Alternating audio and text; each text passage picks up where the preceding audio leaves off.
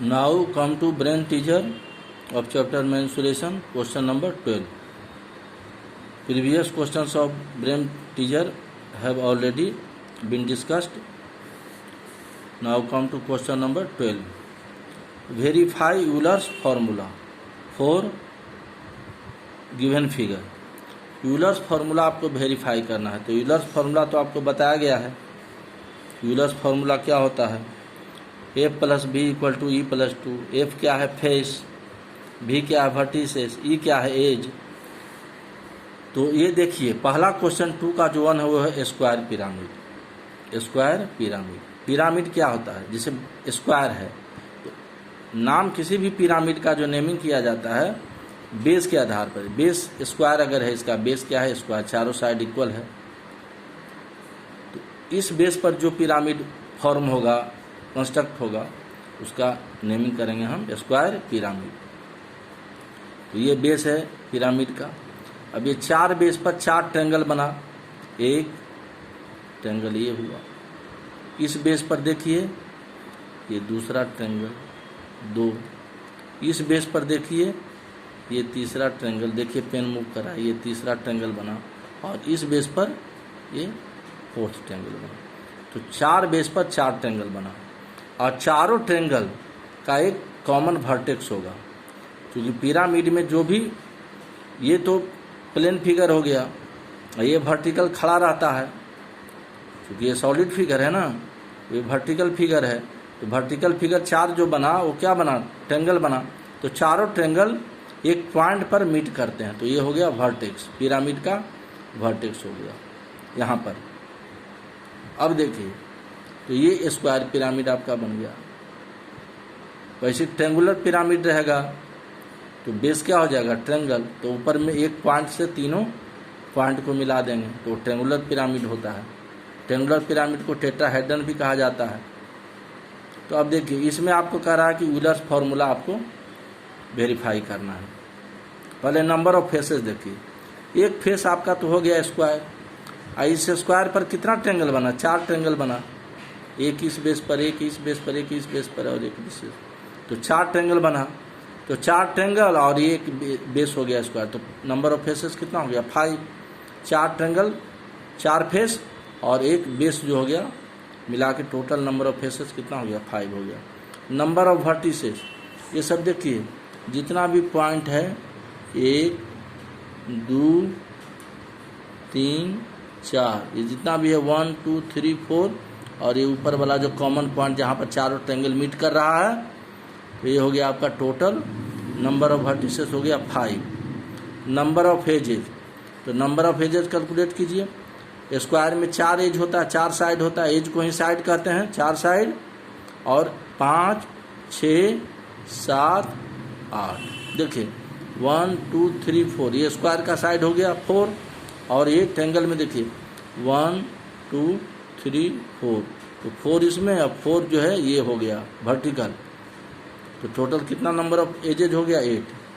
अब Euler's formula होता है यही देखिए, F plus B equal to E plus two.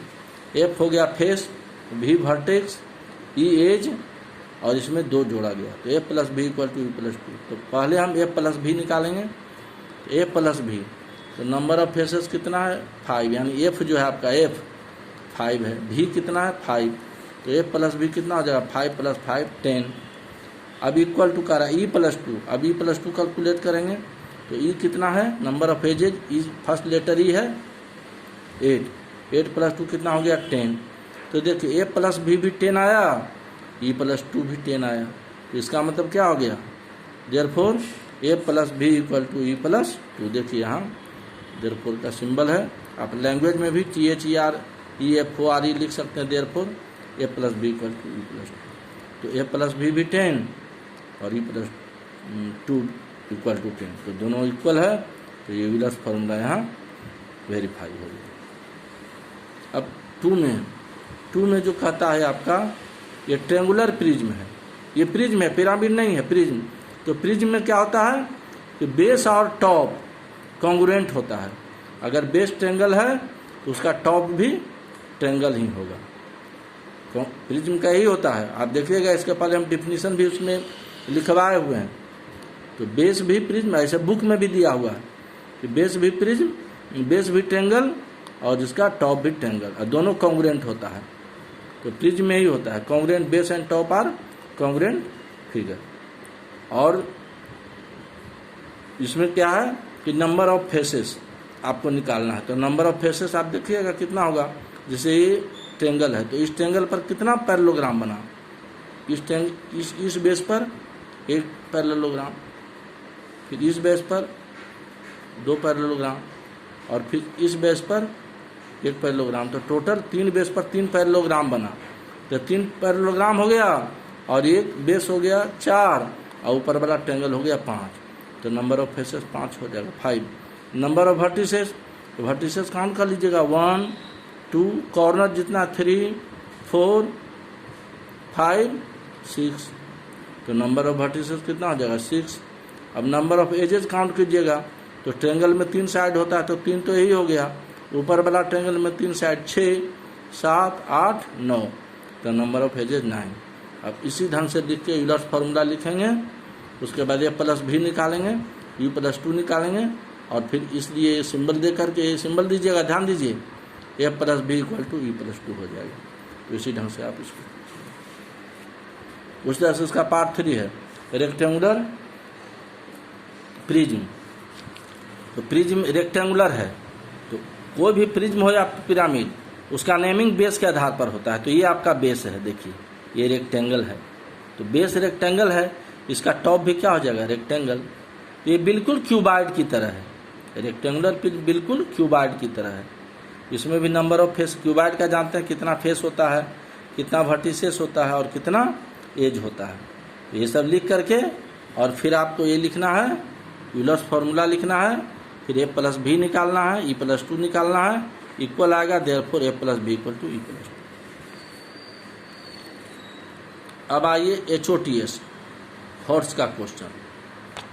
तो हॉर्स में देखिए क्या 1 इन ए सिलिंड्रिकल पाइप, एक सिलिंड्रिकल पाइप है, the area of surfaces are given, find the radius and height of cylinder. ये सिलेंडर का क्या निकालना है, ये जो सिलिंड्रिकल पाइप है उसका रेडियस निकालना है और हाइट निकालना है। पहले तो देखिए फिगर, आप ध्यान से देखिएगा, बुक में भी क्वेश्चन फिगर दिया हुआ, यहाँ पर लिखा है 154 स्क्वायर यूनिट। ये जो है यहाँ पर है 154 square unit, SQUNIT 154 square unit. तो ये जो जहाँ पर लिखा हुआ है वो क्या है, सर्कल है। बेस क्या होता है सिलेंडर का, ये दोनों बेस जो है ये सर्कल होता है। तो ये सर्कल का एरिया दिया हुआ, स्क्वायर यूनिट है, इसका मतलब एरिया दिया हुआ है। स्क्वायर यूनिट किसका एरिया होता है, यूनिट एरिया का, एरिया का यूनिट होता है स्क्वायर यूनिट। यहाँ यूनिट दिया है सेंटीमीटर, अगर सेंटीमीटर रहता तो स्क्वायर सेंटीमीटर, मीटर रहता तो स्क्वायर मीटर। तो एरिया ऑफ बेस आपका दिया है 154 स्क्वायर यूनिट। देखिए 154 स्क्वायर यूनिट। बेस क्या होता है, सर्कल होता है, क्योंकि जितना बेस का एरिया होगा उतना ही टॉप का एरिया होगा। सिलेंडर जो भी होता है उसका बेस और टॉप क्या होता है, सर्कल होता है, दोनों का एरिया सेम होता है। Area of base 154 square unit. चूंकि बेस क्या होता है सर्कल, तो एरिया ऑफ सर्कल क्या हो जाएगा, pi r square equal to 154। Pi का value 22/7 into r square equal to 154। Implies, अब देखिए ये मल्टीप्लाई हो जाएगा, यहाँ से ये इंटू है, ये डिवाइड है नीचे, तो इधर क्या हो जाएगा मल्टीप्लाई होगा। तो 20 आर स्क्वायर, 20 तो ऊपर है, तो 20 into r square, 20 r square equal to 154 into 7 हो जाएगा। 154 इंटू 7, लाइन ड्रॉ करने की जरूरत नहीं है, हम समझाने के लिए किए हैं। 154 इंटू 7, ये क्रॉस मल्टीप्लिकेशन हो गया। आर स्क्वायर, अब 20 इधर मल्टीप्लाई है तो राइट साइड आएगा, इक्वल टू है तो राइट साइड जब आएगा इसका साइड चेंज हो जाएगा, ये लेफ्ट साइड है, अब ये राइट साइड आएगा। तो राइट साइड जैसे ही आएगा तो डिवाइड करेगा इसको, 154 इंटू 7 को एक करेगा, डिवाइड करेगा। 22 7 जा 154, 22 7 जा होता है, देखिए 2 7 जा 14, 4 इन हैंड 1, 2 7 जा 14 और इन 1 ऐड करेंगे 15। 154 कैंसिल हो जाएगा 7 से, तो 7 × 7 7 स्क्वायर, तो आर स्क्वायर हो गया 7 स्क्वायर। तो एक्सपोनेंट से भी निकाल सकते हैं, तो आर देखिए एक्सपोनेंट सेम है तो आर इक्वल टू बेस भी सेम हो जाए, आर इक्वल टू 7 यूनिट। नहीं तो फिर ऐसे भी निकाल सकते हैं कि r square equal to 7 square क्या हो जाएगा 49, और आर स्क्वायर हटाएंगे तो इधर स्क्वायर रूट हो जाएगा, तो 49 का स्क्वायर रूट कितना होता है 7, आर कितना निकल जाएगा 7। ऐसे भी आप निकाल सकते हैं, तो रेडियस निकल गया 7 यूनिट। तो यही कह रहा है कि फाइंड द रेडियस, तो रेडियस निकल गया बेस का। इस बेस जो सर्कल का रेडियस होगा वही सिलेंडर के लिए भी रेडियस हो जाएगा। सिलेंडर यूनिफॉर्म होता है ना नीचे से ऊपर तक,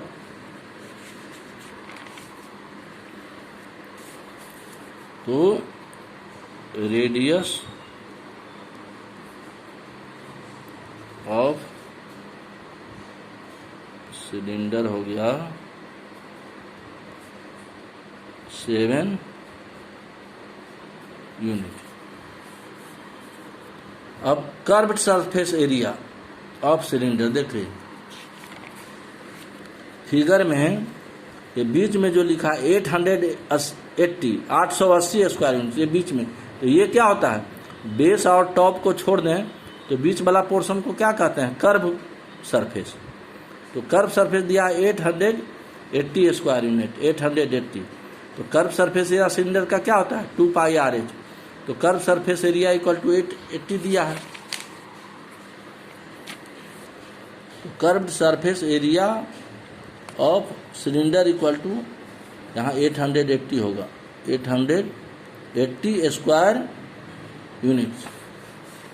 curve surface area of cylinder formula 2πRH equal to 880, 2 × pi का वैल्यू 22/7 इंटू रेडियस यहाँ कितना निकला है radius of cylinder 7 unit, r का वैल्यू यहाँ क्या पुट करेंगे 7 × H इक्वल टू 880, 7 7 कैंसिल हो गया, 22 2 जा 44H इक्वल टू 880, और इम्प्लाइज H इक्वल टू 880 और इंटू है, तो फिर इसका साइड चेंज होगा, लेफ्ट से राइट आ रहा है चूँकि मल्टीप्लाइड है तो इधर डिवाइड होगा, तो 880/44 ये कट जाएगा, 44 2 जा 88, ये 0 यहाँ आ जाएगा, पूरा कैंसिल हो गया 20, तो H equal to 20। Height of cylinder कितना निकल गया 20 यूनिट। यही पूछ रहा है ना हाइट ऑफ सिलेंडर, तो 2πR कर्व सरफेस एरिया 880 दिया हुआ है, 880 स्क्वायर यूनिट्स, 2πRH का वैल्यू यहाँ फॉर्मूला लिखे, उसके बाद H का वैल्यू हमने कैलकुलेट किया, और रेडियस ऑफ सिलेंडर 7 यूनिट। तो यही पूछ रहा है इसमें, तो रेडियस और हाइट दोनों निकल गया। Question number 2, the length of A room is 50%। देखिए क्या कहता है कि कोई रूम है जिसका लेंथ जो है 50% अधिक है देन इट्स, उसकी चौड़ाई से लंबाई जो है 50% अधिक है। अब देखिए the cost of carpeting the room at the rate of ₹38.50 पर मीटर स्क्वायर। पर मीटर स्क्वायर मतलब 1 मीटर स्क्वायर का कॉस्ट कितना है 38.50। 1 मीटर स्क्वायर का कॉस्ट है 38.50। किसका कारपेटिंग का कॉस्ट। कारपेटिंग दरिया बिछाते हैं ना फ्लोर पर, दरिया फ्लोर पर, दीवार पर तो दरी नहीं बिछता है, और ऊपर सीलिंग में जहाँ पंखा झूलता है वहाँ दरी कहाँ बिछता है फ्लोर पर। तो फ्लोर पर जब हम दरी बिछाएंगे तो यही कहता है cost of carpeting the room. इसका मतलब कि हम फ्लोर पर बिछा रहे हैं, तो ये कॉस्ट किसका है फ्लोर पर जो हम कारपेटिंग कर रहे हैं, दरी बिछा रहे हैं, कारपेटिंग कर रहे हैं, उसका ये टोटल कॉस्ट है। और 1 मीटर का कॉस्ट है 38.50। ये है 1 मीटर स्क्वायर का कॉस्ट, और ये है total cost. And the cost of painting the walls, और बाल को पेंट किया गया, तो बाल को पेंट किया गया तो उसका कॉस्ट है एट द रेट ऑफ ₹5.50 पर मीटर स्क्वायर। यानी इसका कॉस्ट है ₹5.50 पर मीटर स्क्वायर। वो टोटल कॉस्ट है आपका इज ₹1320। मान दीवार को जो पेंट किया गया, पेंटिंग दीवार को पेंट करने में ये आपका टोटल खर्च आया। ये टोटल खर्च कैसे आया, जब 1 मीटर स्क्वायर का कॉस्ट है 5.50। तो find the dimensions of room, मतलब रूम का डायमेंशन मतलब रूम की लंबाई, चौड़ाई और ऊंचाई निकालना है।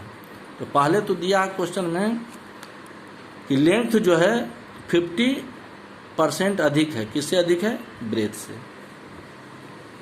तो लिखेंगे लेट ब्रेथ ऑफ रूम, माने रूम की चौड़ाई हम लेंगे 1 मीटर। तो लेंथ ऑफ रूम क्या है? 50% अधिक है, किससे अधिक है? ब्रेथ से। तो 50% जब अधिक है लेंथ ऑफ रूम, तो 50% ऑफ एक्स कैलकुलेट करेंगे ब्रेथ से। ये ब्रेथ है, 50% अधिक है, तो अधिक है तो 50% ऑफ एक्स कैलकुलेट करके, और अधिक है तो प्लस इसको एक्स में इसको ऐड करेंगे, तो एक्स प्लस 50% ऑफ एक्स हो जाएगा लेंथ ऑफ रूम। तो एक्स प्लस 50% होता है 50/100 इंटू एक्स। 52 जा 100 एक कट जाएगा, नीचे 2 आ जाएगा, तो एक्स प्लस x/2। ये लेंथ ऑफ रूम हो गया x प्लस x/2। चूँकि ब्रेथ से 50% अधिक है, तो 50% ऑफ एक्स जो होगा वो ब्रेथ में ऐड होगा। अधिक है कह रहा है तो एक्स प्लस हो जाएगा, लेस का आता तो एक्स माइनस होता। तो length of room x plus x/2, यहाँ बाई 1 करेंगे, एलसीएम 1 और 2 का 2 हो जाएगा, यहाँ पर 2x हो जाएगा, क्योंकि नीचे 1 है, तो 2 × x 2x और प्लस x 3x/2 यूनिट। ये आ गया आपका यूनिट, या आप मीटर लिख सकते हैं यहाँ पर, क्योंकि मीटर में दिया हुआ है। अब देखिए total cost of carpeting, carpeting का टोटल कॉस्ट कितना दिया था? Cost of carpeting of room कितना था टोटल कॉस्ट? रेट तो ये है, ये तो 1 मीटर स्क्वायर का है, लेकिन कॉस्ट ऑफ कारपेटिंग कितना है? टोटल कॉस्ट 924, और 1 मीटर स्क्वायर का कॉस्ट है 38.50। तो total cost of carpeting ₹924, cost of carpeting 1 metre square ₹38.50। तो टोटल कॉस्ट है ये 1 मीटर स्क्वायर का कॉस्ट है ये। तो इसको इससे डिवाइड करेंगे तो क्या निकल जाएगा? एरिया फ्लोर, फ्लोर पर हम दरी बिछाते हैं तो फ्लोर का एरिया निकल जाता है। एरिया फ्लोर क्या हो जाएगा? ये 924 को 38.50 से डिवाइड करेंगे। देखिए नीचे यहाँ डेसिमल है 2 डिजिट पहले, तो यहाँ से डेसिमल हटाएंगे तो ऊपर क्या हो जाएगा? 100 से मल्टीप्लाई हो जाएगा, 1 0 and 0 कैंसिल हो गया, तो 9240/385। तो 9240 को 385 से डिवाइड करेंगे, ये 2 से यहाँ पर लगाएंगे इसको, तो ये आ जाएगा 770। सब्ट्रैक्ट करने पर 154, ये रिमाइंडर 0 आएगा यहाँ, ये यहाँ से कैरी करेंगे, इसका रिमाइंडर घटाने पर 154 आया, ये कैरी करेंगे 0। 385 को 4 से मल्टीप्लाई करेंगे तो 1540 आ जाएगा, तो रिमाइंडर 0 हो गया। तो इसको 9240 को 385 डिवाइड करने से क्या आ गया? 24। तो एरिया फ्लोर इसको डिवाइड करने से क्या आ गया? 24। तो एरिया फ्लोर कितना हो गया? 24 मीटर स्क्वायर। अब फ्लोर का एरिया क्या हो जाएगा? चूंकि रेक्टेंगल होता है रूम का फ्लोर, तो length into breadth, area floor length into breadth equal to 24 metre square. अब लेंथ कितना कैलकुलेट किए थे हम? Length of room 3/2x, length of room 3/2x into breadth कितना था? x equal to 24। ये क्या हो जाएगा? x इंटू एक्स स्क्वायर, तो 3x² इक्वल टू 24। अब देखिए 3x² इक्वल टू 24, तो ये क्या हो जाएगा? 24 2 से मल्टीप्लाई हो जाएगा, तो 3x² क्या हो जाएगा? 24 इंटू 2। यहाँ से ये इसको नहीं, ये तो उधर है, ये वाला पार्ट यहाँ घेरा हुआ देख लीजिए। ये 3x² क्या हो जाएगा? 3x² हो जाएगा यहाँ पर 24 इंटू 2, x² क्या हो जाएगा? 24 इंटू 2/3। 3 8 जा 24 कैंसिल हो जाएगा, 8 2 जा 16। तो x² 16 है, स्क्वायर हटाएंगे तो ये क्या हो जाएगा? Under root x equal to क्या हो गया? 4। तो लेंथ कितना था? 3/2x, तो 3/2x का वैल्यू यहाँ x इक्वल टू 4 पुट करेंगे, क्या हो जाएगा? 2 2 जा 4, तो 3 2 जा 6 मीटर। तो लेंथ आपका निकल गया 6 मीटर। लेंथ कितना निकल गया? 6 मीटर। और ब्रेथ ये कितना निकला? लेंथ कितना? 3/2x 6 metre. x क्या है? ब्रेथ है, ये ब्रेथ हो गया 4 मीटर और लेंथ हो गया 3/2x 3/2 इंटू 4, 3 2 जा 6 मीटर। तो ब्रेथ 4 मीटर और लेंथ 6 मीटर। ये रूम का लेंथ और ब्रेथ कैलकुलेट हो गया। अब total cost of painting the walls, walls के पेंटिंग का टोटल कॉस्ट कितना है? देखिए, cost of painting the walls, ये 1 मीटर स्क्वायर का कॉस्ट है और ये टोटल कॉस्ट है 1320। तो total cost of painting the walls है 1320। Cost of painting, cost of painting walls 1 metre square, 1 metre square को बाल को पेंट करने में कितना खर्च है? ₹5.50।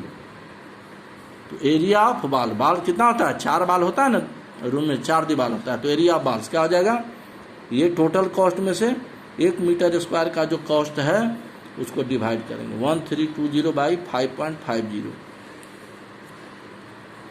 तो ये डेसिमल हटाएंगे यहाँ नीचे में, 2 डिजिट पहले 1 2 डिजिट्स पहले है, तो यहाँ क्या हो जाएगा? इंटू 100।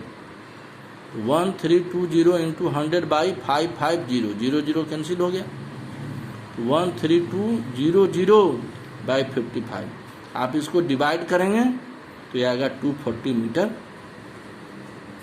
स्क्वायर। तो एरिया ऑफ 4 बाल सही हो गया आपका।